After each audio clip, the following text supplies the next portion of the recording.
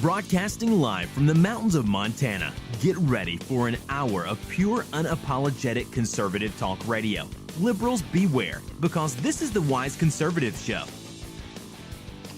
Hello and welcome to another episode of the Wise Conservative Show. I'm your host, Connor Wise. Now, it's definitely been a while since we've had an episode. I've definitely been really sick. Couldn't really do a talk show because my voice was super messed up. I'm still coming off of that, so if my voice does sound slightly different, that's why. But I just couldn't wait any longer to get out with a new episode for you guys. It's been about a month, so we've definitely missed a lot and not gone over a lot of stuff that did happen. But I'm sure you guys were able to actually get that information and look into it on your own. So I'm not going to go through all the stuff that happened within this past month, because that would be a little redundant for some of you guys, I'm sure, and some of it's just not in the news anymore. But there is something that's kind of hitting the news with full force today and yesterday, and that's the fact that now Democrats are criticizing President Trump because of a call that he made to an Army widow. So looking further into this, we saw that today the White House press secretary, Sarah Huckabee Sanders, she blasted the Democratic representative, Frederica Wilson, who's the one that criticized President Trump. She blasted her for her criticism of the call to a fallen soldier's widow as, quote, appalling and disgusting, even as the Congresswoman is standing by her account. Sanders said, quote, I think it's appalling what the Congresswoman has done, and the way she's politicized this issue, and the way she's trying to make this about something that it isn't. The dispute has steadily escalated, and there's been back and forth going on Twitter, and even in briefings and interviews, ever since Wilson, who's a Democrat from Florida, if you didn't know, claimed yesterday that President Trump told the widow of Army Sergeant LaDavid Johnson during a phone call that, quote, he knew what he signed up for. Representative Frederica Wilson is standing by her statement still that President Trump told the wife that he knew what he signed up for. Johnson's mother actually is backing the Congresswoman's account, telling the Associated Press that Trump showed, quote, disrespect. But Sanders is continuing to defend the president's tone, saying, quote, this was a president who loves our country very much, who has the greatest level of respect for men and women in the uniform, and wanted to call and offer condolences to the family. And I think to try to create something from that, the Congresswoman is doing is frankly appalling and disgusting. And earlier today, Trump also hit back at Wilson, saying the Congresswoman, quote, totally fabricated what I said to the wife of a soldier who died in action, and I have proof. Sad. Wilson, after doing the same on Twitter, released a statement on just today, this afternoon, saying that she stands by her comments still. Quote, I stand firmly by my original account of his conversation with Maisha Johnson, the widow of Sergeant LaDavid Johnson. Moreover, this account has been confirmed by family members who also witnessed Mr. Trump's incredible lack of compassion and sensitivity. And then she also went on CNN and was doing a bunch of interviews on this. So I'll touch on that in just a few seconds. But she went on CNN, and other Johnson family members heard the call because it was on speakerphone. That's what she said. When she was asked about the proof that the president claimed to have, Sanders said that there are no recordings of the phone call, but, quote, there were several people in the room from the administration that were on the call, including the Chief of Staff, General John Kelly. She also took aim at the media over its coverage of the story. Quote, the sentiment of the president was very clear. He took time to make a call to express his condolences to thank the family for this individual's service. And I think it frankly is a disgrace of the media to try to portray an act of kindness like that and that gesture and to try and make it into something that it isn't. Now, what I think is going on here, because first off, everyone who signs up for the military, they do know what they signed up for, and that's not necessarily a bad thing. great respect to this soldier who was killed, and I do believe that President Trump had respect for him in this phone call. I do believe that you need to have context in any quotation that you have. That's one thing that the left and that the media continues to not use. Context. Generally, they take these small quotes, they butcher them up, chop them up into what they want, and then they use those small butchered quotes for whatever agenda that they have set. They take these completely manufactured quotations because they're not giving any context, they're not giving any other part of the sentence, they're just giving partial sentences. They take that and they say, oh, look at this evil thing that this person has said. Folks, this wasn't a bad thing that President Trump said this. And he wasn't disrespectful on this phone call. But what we're seeing is this representative from Florida. I guarantee none of you, well, some of you might. If you live in Florida, you might have heard of her. But I personally have never heard of this representative. And that's because she's using this event to try and gain popularity. She's politicizing this call to a widow of a soldier to try and help her own political gain and to hurt President Trump's in the meantime. That's not how these things should work. That's not how a representative should behave. We see after everything, whether it's just a soldier dying and President Trump calling the family members, or an actual national disaster. Every single time, there are those leftist representatives and senators and politicians who take it into their own hands to politicize every single event. The day of the Las Vegas shooting, Hillary Clinton was on Twitter saying not to politicize the event, but at the same time politicizing the event. And many other politicians are doing the same thing. These people have no compassion. All they think about is their own personal gain. All they think about is their personal agenda. Even when their personal agenda doesn't belong. A call to a widow of a soldier. That shouldn't be political. That shouldn't be anything that the news hops on to try to attack. That shouldn't be anything that a representative attacks President Trump for doing. It shouldn't be anything that is attacked or even politicized in the first place. It's something that's necessary and a terrible part of the job of being president of these United States. Having to deal with the fact that there are soldiers who are being killed. And he wanted to offer his condolences, and he did. But apparently that wasn't good enough because everything he does isn't good enough, apparently. They always find some sort of flaw, some sort of something going wrong that they can attack, that they can exploit for their agenda. Even when they shouldn't be doing that. Furthermore, I don't know if you guys saw this article, but there was a Washington Post article that was claiming that President Trump failed to send a promised check of $25,000 to the father of a soldier killed overseas. Well, the White House today came out very strongly against that. But to go back into what this actually is, in a call to Chris Baldridge, the father of Army Sergeant Dylan Baldridge, the Post reported that President Trump offered money, $25,000, and added that he would order his staff to establish a fundraiser online for the family. The call, Baldridge said, came weeks after his 22-year-old son was killed in what was thought to have been an insider attack by an Afghan police officer. 2 other soldiers were also killed in the June 10th incident. After allegedly telling President Trump that only his ex-wife would benefit from the Pentagon's $100,000 death gratuity, the president offered to help on his own.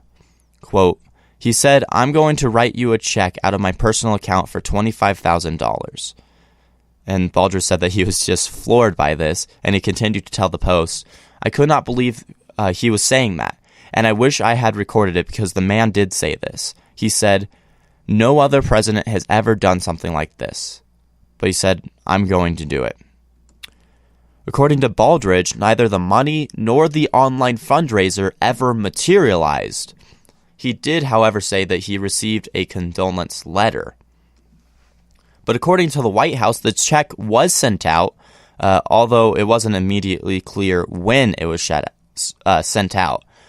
White House spokeswoman Lindsay Walters said, quote, "This check has been sent.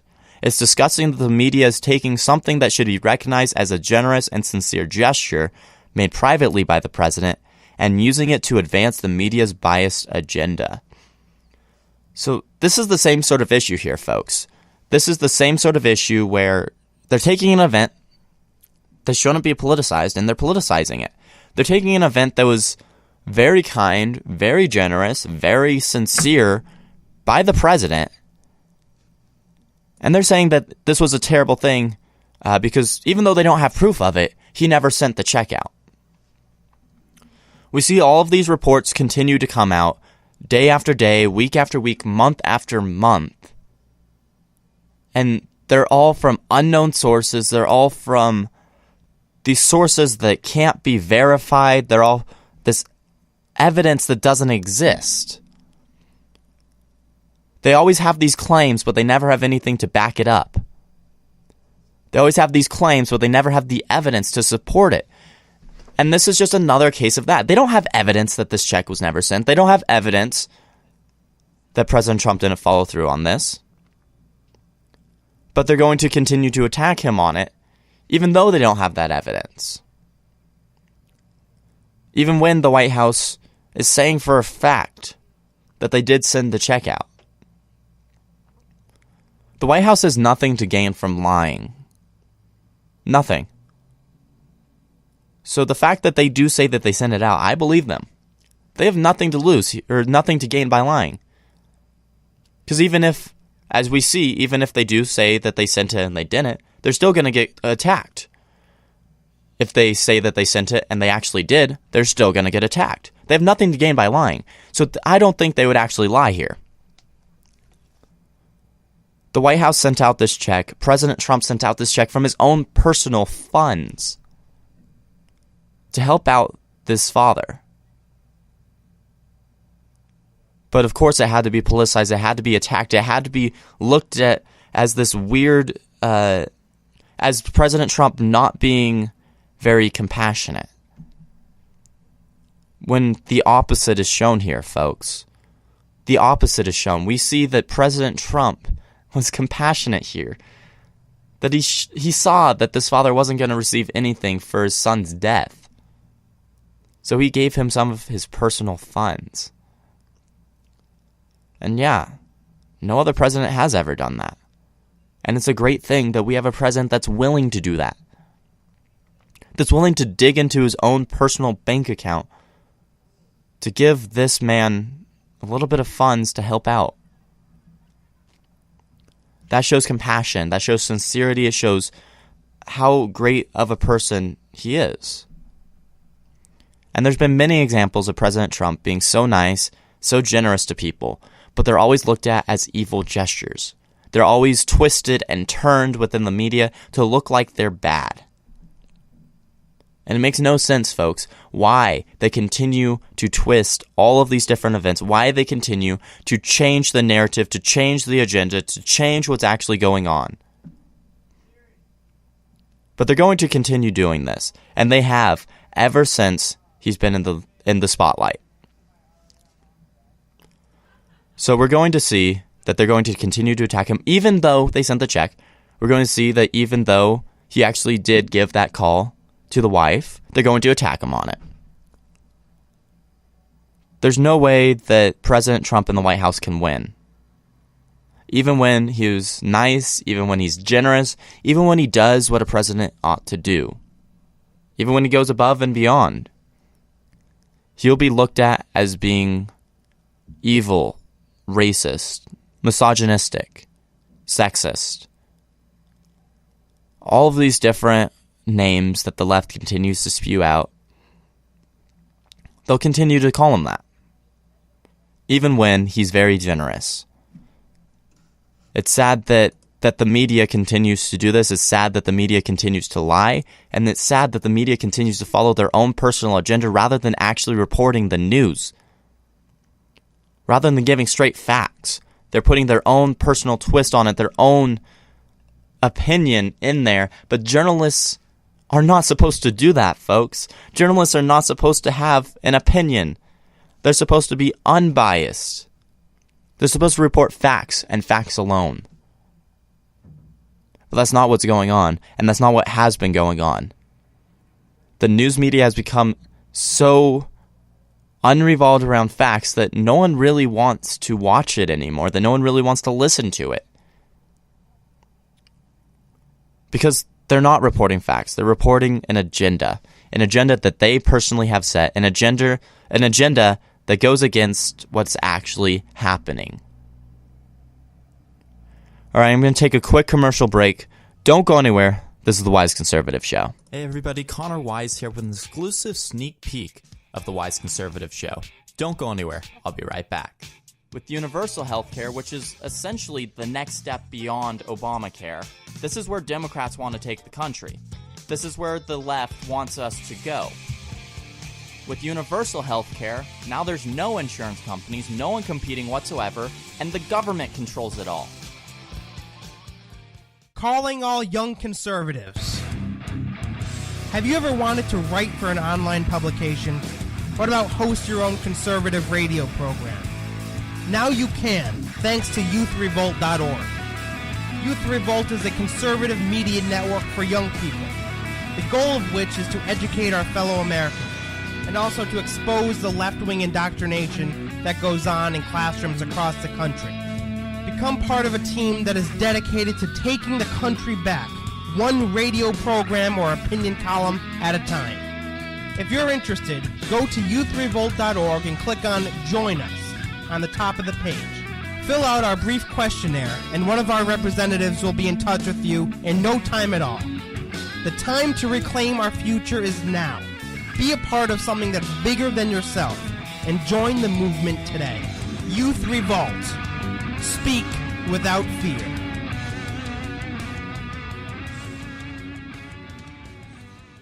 My friends, I'm going to be blunt with you. There are a lot of frauds out there today. People who claim to be conservatives and yet, in one way or another, believe that more government is the solution to our problems. That's not what conservatism is about, and even more than that, that's not what our Constitution is about. I'm Jason Veely, a recent college grad who has the guts to say what needs to be said without pulling any punches. On my radio show, you can expect 100% pure conservatism every single weeknight at 7 o'clock p.m. Eastern Time. Join me as we discuss history, liberty, and conservative philosophy in a style that is just as entertaining as it is educational. Who says we can't have fun tearing down the liberal establishment? Tune in to the Jason Veely program live every weeknight at 7 o'clock on youthrevolt.org. I'll see you out on the battlefield. America is known for its expansive wilderness for all to explore, and for many, that exploration is an important hobby.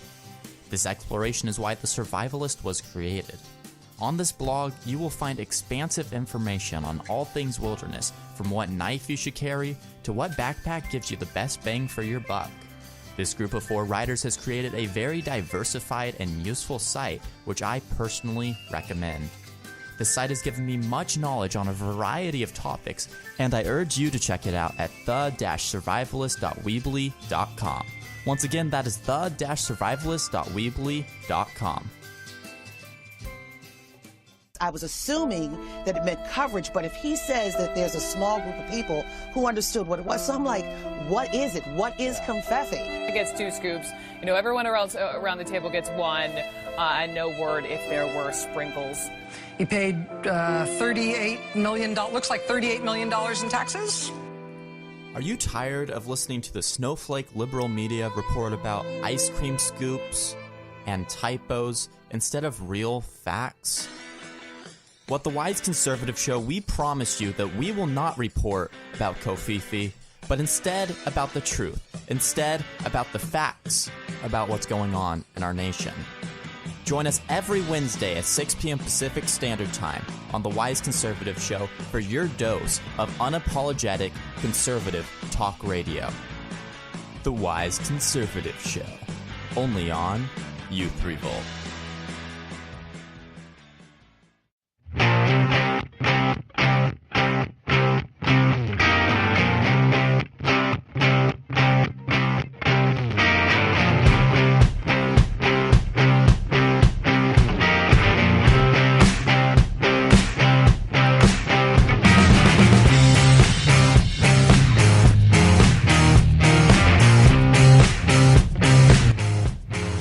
Welcome back to the Wise Conservative Show.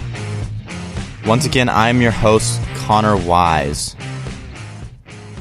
So, do you guys remember back at the very beginning of 2017, we had a bunch of exchanges where people were accusing Attorney General Jeff Sessions of colluding with Russians, all the way back at the beginning of the year.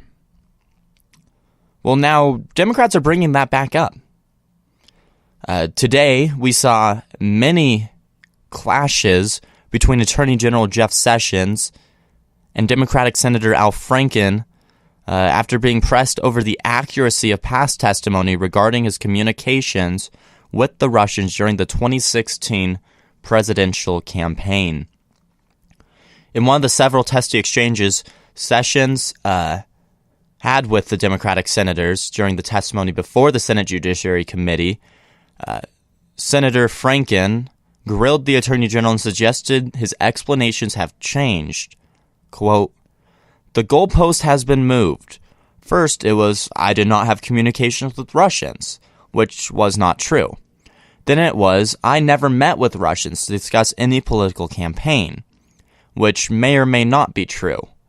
Now it is, I did not discuss interference in the campaign, which further narrows your initial blanket denial about meeting with the Russians." Attorney General Sessions was visibly frustrated from this and responded, quote, "Without hesitation, I conducted no improper discussions with Russians at any time regarding a campaign or any other item facing this country." Franken then attempted to begin a second round of questioning before Sessions could respond in full to the first question, but Sessions actually fired back right then, saying, quote, "Mr. Chairman, I do not have to sit in here and listen to his charges without having a chance to respond.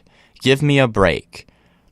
Sessions said that, and then he noted that Franken's lead-in to his questioning was very, very troubling, and that he needed more time to respond. Franken's initial line of questioning referred to a report that was published around the time of Sessions' testimony earlier this year, to which Sessions said he responded on the spot. The report alleged that the U.S. intelligence agencies has intercepted Russian communications that shed light on, quote, "substantive discussions on policy matters important to Moscow." Sessions at the time said he, quote, "did not have any private meetings," and that he did not recall any conversations with any Russian officials at the Mayflower Hotel. But after Sessions' testimony today, the Justice Department said that Franken's claim that they, quote, "declined to comment on the veracity of a July 21st, 2017 Washington Post story that claimed that Sessions met with this ambassador from Russia was, quote, "not accurate."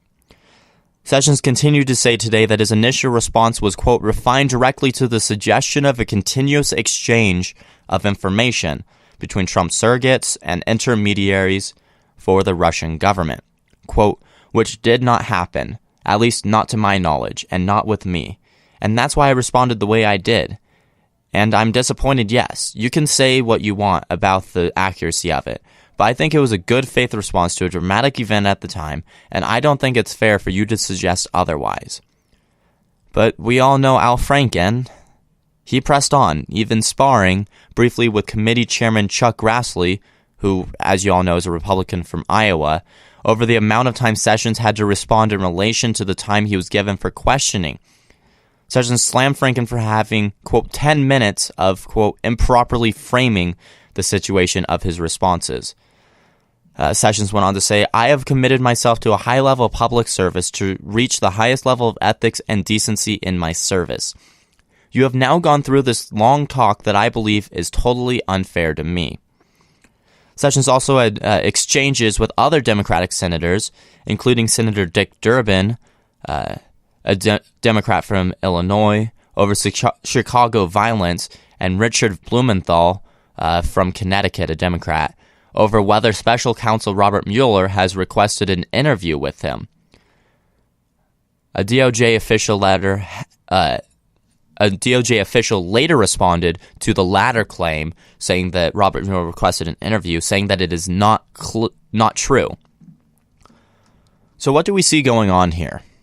There's really a lot of stuff that happened during this testimony. But really the main focus that we really need to look at is the fact that these people are stuck in the past. As I led open this segment with, we know that this exchange basically happened at the beginning of the year. That this exchange was a long time ago, that this issue was a long time ago, and that it's really fallen off of the forefront of the news since then. And that's for good reason. We know that the entire Russia story about them controlling the Trump administration has been proven false. We know that the special counsel, even though they've been working for months upon months upon months, has not found any information on the matter. Furthermore, we know that the very ignorant accusations that Attorney General Jeff Sessions directly worked with the Russians to help the Trump campaign have been proven false. But why do we see it coming back up again? You see, we see Al Franken and his fellow senators bringing this up again because they think it's going to help them. They think that it's going to discredit the Trump administration. Because whenever they do this, whenever they say that Jeff Sessions is lying about the matter, even when he's not, they're now in the news cycle. They're now putting this notion that he is lying back into the news cycle. Whether it's true or not, there's going to be the news agencies, CNN, ABC, MSNBC, these extremely biased ones, they're going to say that it's true. So by doing this, they're discrediting the Trump administration. And so they're going to continue to come back to it because it also gives them a scapegoat. This is a scapegoat in the fact that if this is true, then the Russia theory is true, and they didn't lose because Hillary Clinton was a terrible candidate. They lost because of hacking and meddling. Folks, we know for a fact that the Russians didn't actually change any votes, that they didn't change any physical votes on machines or in paper ballots. There's been no proof of it, and in fact, there's been proof that that couldn't happen. But they continue to bring up the fact that they think that the Russians are basically controlling this administration, that the Russians are sitting there and they tell every single thing to happen. They say, oh, you should do this, you should tear down Obamacare, so then the Trump administration does it. That's how they think this works. It's basically a conspiracy theory, one that is wildly wrong and ignorant, but they continue to say it. They continue to say it as if it's fact. Folks, investigations have been going into this since November. The special counsel has been looking into this since early 2017. It is now October of 2017, 10 months into the year, and they still haven't found anything that actually says that there was misdoing here.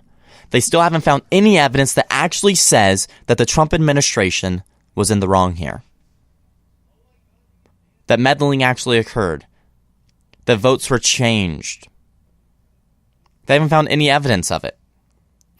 They've been working for the better part of a year now, and they still can't find that evidence.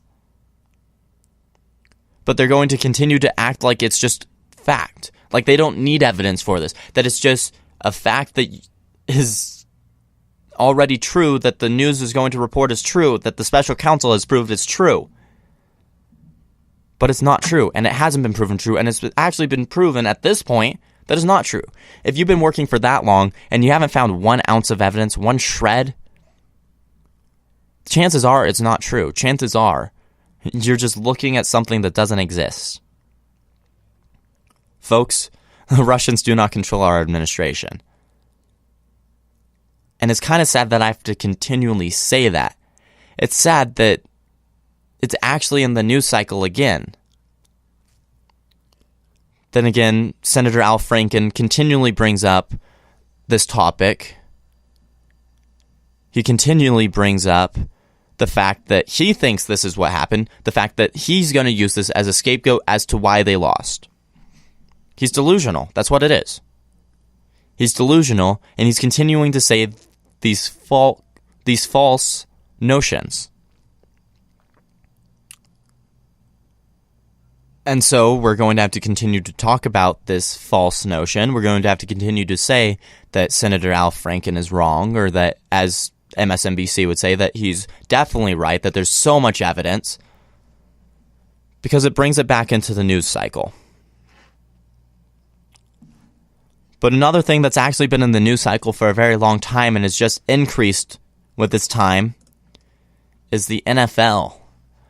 So we all know that this is a huge issue, that the kneeling issue has become rather large, that entire teams have kneeled, that we've seen people disrespecting our national anthem game after game. I've done extensive commentary on this notion before with Colin Kaepernick when that originally happened. I'm not sure how long ago that was, when exactly it was, but it was a while ago. So I'm going to give my 2 cents again. They have every right to be doing what they're doing. They have every right to kneel for the national anthem. They have every right to burn the flag if they want to. But that doesn't change the fact that it's disrespectful. That doesn't change the fact that this is disrespecting those who have fought for our freedom in the past and those who continue to fight for it today. That's disrespecting our nation as a whole. That's disrespecting our national anthem and our flag. They are trying to be a part of the, quote, resistance against many different issues, including President Trump even being president. But this isn't solving anything. All they are doing is showing that they are whining about losing an election, that they're whining about political differences, that they're whining that they're just not getting what they want. They're showing the world that they can't take a loss. They're showing the world that they can't take reality. Every time one of those players kneels, I lose respect for them. And the majority of Americans lose respect for them. Even the NFL commissioner loses respect for them. It's coming out that the NFL commissioner, Roger Goodell, says that he believes all players should stand for the national anthem. Of course, he's stopping short of imposing a rule on standing for the playing of the Star-Spangled Banner. Goodell, speaking to reporters today, said it is important for the league and its players to honor and respect our flag and our country. Quote, "We are not afraid of the tough conversations. Out of those discussions, players understand that owners and the NFL do really care about the issues." He was asked about the owners who threatened disciplinary players who didn't stand, and then Goodell said that the owners didn't discuss it. A couple hours later, Trump tweeted his thoughts to the NFL in no uncertain terms, saying, quote, "Too much talk, not enough action. Stand for the national anthem." Goodell, who has been in New York City with teams' owners for their annual fall meeting, defended the athletes who have been taking a knee in protest, saying they are, quote, not doing this to be disrespectful to the flag, but they understand how it's being interpreted. He continued to say, we want our players to stand. We're going to continue to encourage them to stand. Last week, he sent out a memo to NFL executives and club presidents aiming to move past the weeks-long feud between the White House and players. We've seen the ratings within football drop tremendously since this issue has arisen.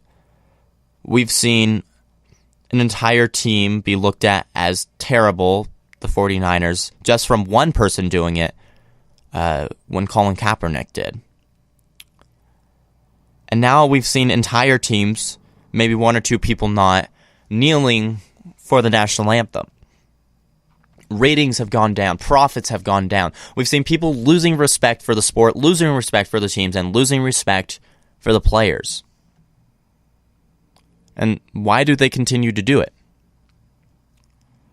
Because they want to be a part of the new movement. That's what it is. They want to be a part of this resistance. They want to be a part of this movement that one person started. We've also seen kids in high school teams and little league teams and all of these minor sports teams and leagues doing the same thing. Because it's now the cool thing to be going against President Trump. Folks, everyone who kneels for the national anthem shows the most disrespect that you could ever, short of treason, to our nation. That's the same thing as burning the flag. It's disrespectful. It shouldn't be happening. And if you want to say something about an issue, you do not have to disrespect our nation as a whole, the men and women fighting for our freedom. If you want to talk about an issue, then talk about an issue. You don't have to condemn the entire nation, our entire military, our entire notion of freedom in this nation. It's quite easy to say that you don't agree with an issue, to say that your opinion differs. But they take it too far. They take it to the point where they're disrespecting many people, where they're disrespecting the idea of even our national anthem standing for our liberty, standing for our freedom, standing for all of the American values. I have so much more respect for all of the NFL team owners who have said that they will punish players who kneel. I mean, this has definitely gotten out of hand. When there was a tribute for a fallen police officer, we saw players kneeling during it. We saw players saying that they weren't going to partake in it.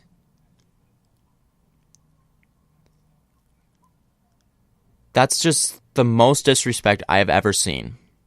These players are getting millions upon millions of dollars to play a sport, to play a game. And they think that that gives them a license to disrespect anyone that they want.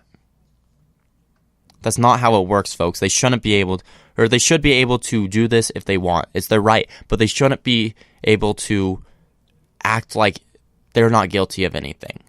They're definitely guilty of being disrespectful and guilty of saying that many people who are in the military don't matter, that the notions behind America are false, that the Star-Spangled Banner isn't worth anything. They're guilty of doing something just because they have political differences, just because they have petty differences. But they're going to continue doing this, sadly, and we've seen it continue and continue and continue and actually gain in and people actually helping out with this and people participating in this.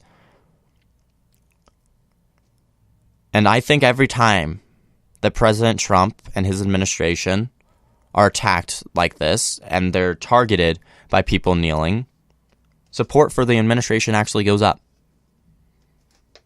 People don't like this anti-American sentiment. People don't like the fact that these people are disrespecting our national anthem. So we're definitely seeing support for President Trump on this matter go up and up and up. It's over 50%, folks. Look at the polls. Support for President Trump on this issue has skyrocketed within the past few weeks because of the disrespect that these men and women are showing. All right, I'm going to take one last quick commercial break. Don't go anywhere. This is the Wise Conservative Show. Hey everybody, Connor Wise here with an exclusive sneak peek of the Wise Conservative Show.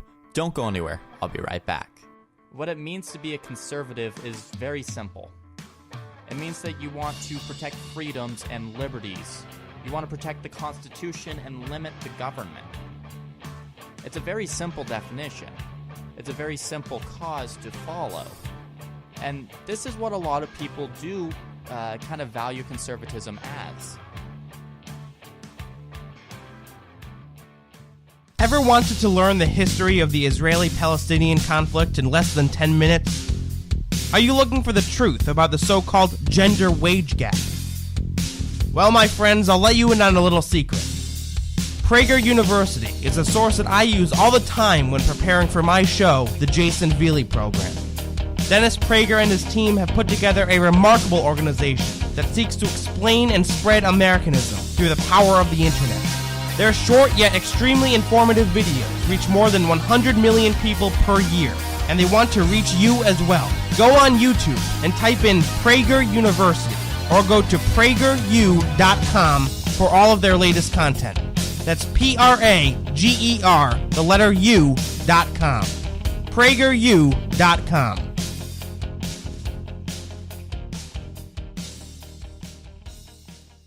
Hey everybody, Connor Wise here with an exclusive sneak peek of the Wise Conservative Show. Don't go anywhere. I'll be right back. With universal health care, which is essentially the next step beyond Obamacare, this is where Democrats want to take the country. This is where the left wants us to go. With universal health care, now there's no insurance companies, no one competing whatsoever, and the government controls it all. Have you ever wanted to stand up to your liberal professor? Have you ever wanted to help expand the conservative movement? Well, it sounds like you would be a perfect fit for Youth Revolt. Youth Revolt is a team of dedicated young conservatives fighting liberal indoctrination within our school system. If you're interested in being a part of this team by being a columnist or even hosting your own radio show, go ahead and click the Join Now tab at the top of youthrevolt.org. You'll be asked to answer a few questions, and a Youth Revolt team member will respond to you quickly. Be a part of something bigger than you. Be a part of Youth Revolt. Speak without fear.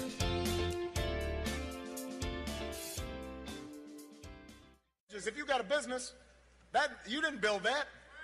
Somebody else made that happen. Get out of here, you idiot. Sorry about that, folks. Jason Veely here, host of the Jason Veely Program.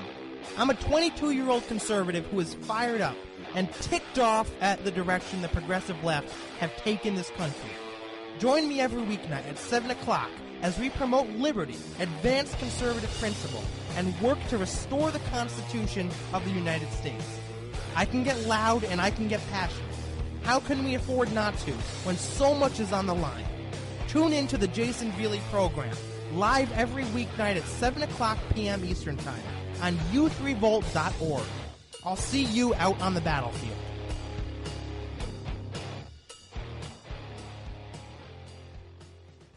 I was assuming that it meant coverage, but if he says that there's a small group of people who understood what it was, so I'm like, what is it? What is confetti? It gets 2 scoops. You know, everyone around the table gets 1, and no word if there were sprinkles. He paid $38 million, looks like $38 million in taxes. Are you tired of listening to the snowflake liberal media report about ice cream scoops and typos instead of real facts? Well, at the Wise Conservative Show, we promise you that we will not report about Kofifi, but instead about the truth. Instead, about the facts about what's going on in our nation. Join us every Wednesday at 6 p.m. Pacific Standard Time on the Wise Conservative Show for your dose of unapologetic conservative talk radio. The Wise Conservative Show, only on Youth Revolt.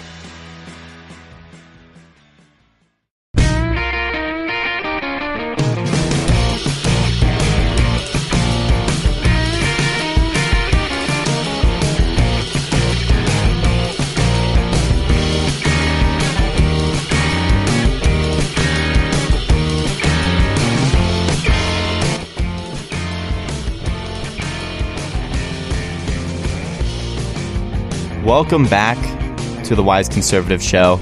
Once again, I'm your host, Connor Wise. Now, this is the last segment of tonight's episode, and sadly has to start off with something that I wish I didn't have to talk about constantly, but this is memorials being taken down that shouldn't be. Now, this is a little different route than the last time that I talked about memorials being pulled down. But let's talk about this time. So back in 1925, the American Legion put up a memorial in Bladensburg, Maryland, to honor the memory of 49 men who perished during World War I. The 40-foot-tall memorial became known as the Peace Cross. In 2014, the American Humanist Association, a group that believes in taking God out of every single reference in our nation, filed a lawsuit alleging the cross-shaped memorial is unconstitutional and demanding it be demolished, altered, or removed. They allege the cross carries, quote, an inherently religious message and creates the unmistakable appearance of honoring only Christian servicemen. Quote, today's decision sets dangerous precedent by completely ignoring history, and it threatens the removal and destruction of veterans' memorial across America. That was a judge who does not agree with this statement. Leading into this, actually, today, the Fourth Circuit Court of Appeals agreed and ruled the historic memorial must be torn down, all because it's in the shape of a cross. The Fourth Circuit said the memorial excessively entangles the government and religion because the cross is, quote, the core symbol of Christianity and, quote, breaches the wall separating church and state. Writing separately, Chief Judge Gregory wrote, quote, this memorial stands in witness to the valor, endurance, courage, and devotion of the 49 residents of Prince George's County, Maryland, who lost their lives in the Great War for the liberty of the world. I cannot agree that a monument so conceived and dedicated and that bears such witness violates the letter or spirit of the very Constitution these heroes died to defend. The American Legion now could directly appeal this to the Supreme Court. First Liberty Institute attorney Hiram Sasser said, quote, today's decision sets dangerous precedent and it ignores history. This is a removal of a monument to veterans, and it threatens the removal of other monuments across America. The First Liberty Institute, which that quotation was from, and the Jones Day law firm are representing the American Legion in their fight to restore this. Jones Day attorney Michael Carvin said, quote, this memorial has stood in honor of local veterans for almost 100 years, and it's lawful under the First Amendment. To remove it would be a tremendous dishonor to the local men who gave their lives during the Great War. Folks, we have seen a lot of memorials being torn down in our nation because of leftists. Memorials to men and women who fought for our nation. And in this case, because those men and women happen to be Christian, the memorial to them is being torn down. This memorial does not represent Christianity. It does not force it on other people. It shows respect for those who have fallen in war. It shows respect for the men and women, well, the men in this case for World War I, who gave their lives for freedom, not just of our nation, but of the world, for the liberty of other nations as well as ours. But because the American Humanist Association, a rather anti-Christian group, they don't agree with it. So they're doing everything and putting millions and millions of dollars into this suit so that they can try and get it torn down because they personally aren't Christians. Folks, everywhere where we have memorials, there's generally some sort of reference to the religion of the people. in the Arlington National Cemetery, there's rows upon rows of crosses. There's rows upon rows of Stars of David. There's all of these religious markers to represent the people. And that's to respect them, to respect their religion, to respect their First Amendment right, to respect them as soldiers. This is not forcing anything on anyone. This is not forcing religion down anyone's throats. This is not getting the government involved in religion. This does not show that the government necessarily supports one religion over another. What it shows is respect for the Christian men who fell in World War I. Those 40 men. It shows respect for them because they gave the ultimate sacrifice, their lives, for freedom. But time after time, that ultimate sacrifice has been demeaned and attacked because the people happen to be Christian. As a nation, we do have separation of church and state. And that's why on our currency, all it says is "In God we trust." It doesn't say a specific religion. But the majority of our founding fathers were actually Christians. The majority of those who founded this nation did believe in Christianity. And Christian values can be synonymous with many American values. But that doesn't mean that we necessarily support that religion over other religions. We support all religions in this nation. But it seems like lately, in the name of political correctness and separation of church and state, Christianity has been attacked more than any other religion. Christians have been attacked for just being Christian because that's evil in the minds of these leftists. Folks, this memorial wasn't evil. It wasn't attacking separation of church and state. This memorial was a great representation of what our nation stands for, honoring those who have fought for our freedom. Sadly, there will always be those who think that honoring the men and women of our armed forces is a bad thing. All right, that's all for today's episode of The Wise Conservative Show. I'd like to thank you all for tuning in. You can tune into youthrevolt.org, find us on Facebook, or just go to youthrevolt.org. Find me on Spreaker.com/The Wise Conservative. Look up the podcast on iTunes. I'm on Instagram at @the_wise_conservative. I'd like to thank you all once again for tuning in. And as always, God bless.